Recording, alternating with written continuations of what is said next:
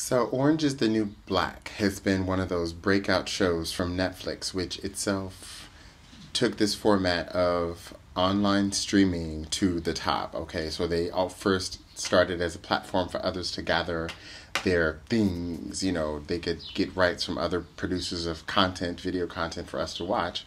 But then finally they said, well, if people are going to watch us already, then we'll produce content. So they came out with, shout out to their breakout show about the drug dealers. I'm not going to say their names, the show, but the big guy with the hat who decided to go from being a high school chemistry teacher to being a massive major drug dealer. So they've had success with breakout shows and even spin-offs, Carl Sal, of their shows. But the online original Netflix Orange is the New Black has by far been one of the best shows, and here's why. And I think season 3 that just debuted last week shows us why the show is awesome. It brings together all of the drama of your traditional soap opera format. It brings together a bit of the slapstick comedy that you would get. I mean, it's a hilarious show, but true to the dramatic form, they don't have the forced laughter that you would have in a sitcom. So it's not in front of a studio audience. It's actual filmed production. But it is hilarious nonetheless, despite the being, behind bars. But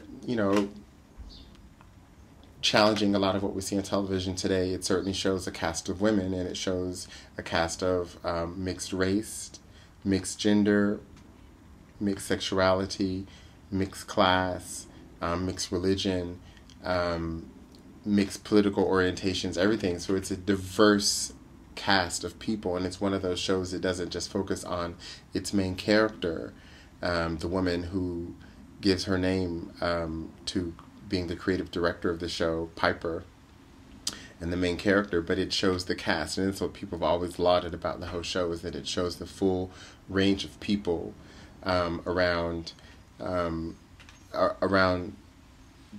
which stories are built, around which histories are then projected in its flashbacks, around which entire life stories of people get to be known outside of just this main character. So it's a cast story, and it becomes very interesting because, as I said, it's a diverse cast. So and it crossed all those lines. So in the last season, we've seen a black woman become Jewish. We've seen an Asian woman really toil with her identity, a biracial Asian woman toil with her identity, and finally in the conclusion being accepted into the black group. We find the transgender person finally, this transgender woman's sexual identity and gendered identity coming into the foray. Finally, we've seen her story told, not just from the beautifully narrated story of how she came to be transgender that we saw in the first 2 seasons, but also now some of the actual real conflicts that she as an individual will face across gender. So the story this season opens with Mother's Day, and of course, she now has to contend with her child having 2 mothers, as it were, the biological mother and the M to F, transgender person who was the father and now a second mother. And so this storyline bleeds through the entire season. And it shows why, again, this Orange is the New Black as a format is so critical, because it builds on that seasonal arc as opposed to just showing the different storylines that fall within each episode. So it really builds on this well. It's done in the past 2 seasons, and in this 3rd season, one of the meta stories about motherhood is around this transgender person, and how then her identity comes into clash with the women, having to stand up and exclude her, and so well excluded is this power of the norm, heteronormativity. That's what was asserted in this case, and the clash that happened between this now transgender mother and a 3rd mother in the story.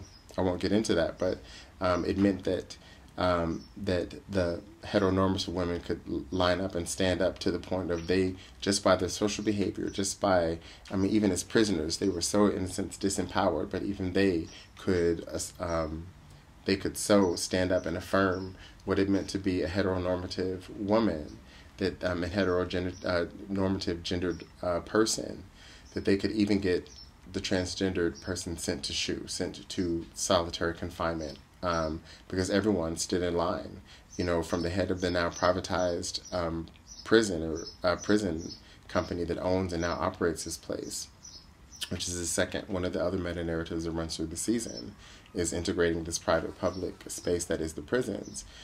We also see this gender really played with. You would say, obviously, well, any show gender would be played with because the people in the shows would be gendered, but perhaps specifically to this show, because it is a dominant female cast, that their gender comes into the foray in many, many ways. And one of these is, in this third season circulates around this transgendered figure and what it means to cross. And so, again, crossing all those lines, all those bounds, as I said before, a black Christian woman became Jewish. Crossing those lines, not just male to female transgender, but what it means to cross those lines in a feminized space. All these things came to fore in season 3. We saw rape. We saw a woman who didn't even know she had been raped and was so convinced of patriarchal thinking, Ducky, the character's name, that she didn't even realize that she had been sexually abused, molested by someone who had absolute power and authority over her, a guard. And we saw that it was the butch lesbian woman that had to even have the empathy enough to speak with her, to get her to understand that what she had suffered was exploitation of her own body. So she didn't even feel ownership of her own body, that any man felt, in her mind, had the right to sort of take her, because that's how boys are, and that's what her mama told her. And in the flashbacks we see that. And so we see her learning this lesson through the crossing, of the lines. This was a former, white militant woman, Ducky, who was now learning to be best friends with this, dyked out, butch, over-the-top lesbian character, and who literally has butch tattooed on her. And so again, crossing those lines, of course, we get to the main character,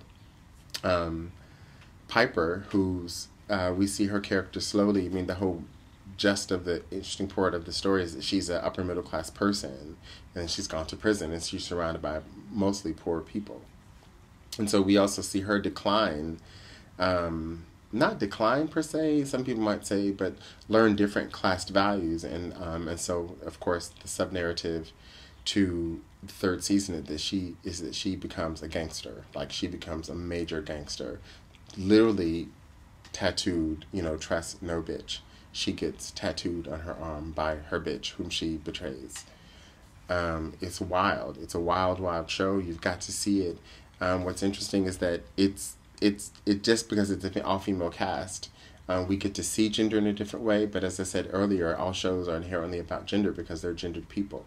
The fact that it's an all-female cast, a primarily female cast, strips away our normative ideas about gender in certain ways and allows us to see gender in a sense more objectively, through the objection of not having to cross gender in a normative way, male-female, but to cross gendered identities in an all-feminine space. So it's radically, radically, radically interesting. I suggest you watch it, I suggest you comment, and I suggest you love it.